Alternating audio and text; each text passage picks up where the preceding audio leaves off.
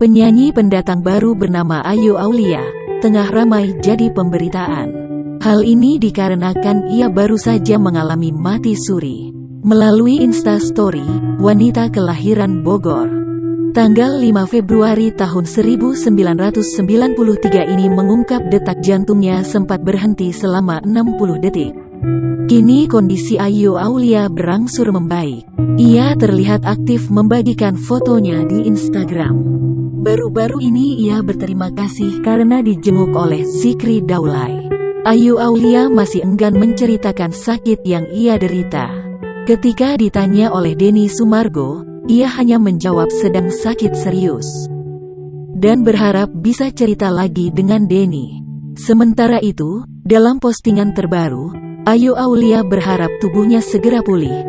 Jika memang tak bisa bertahan, ia ingin pamitan dulu kepada keluarganya.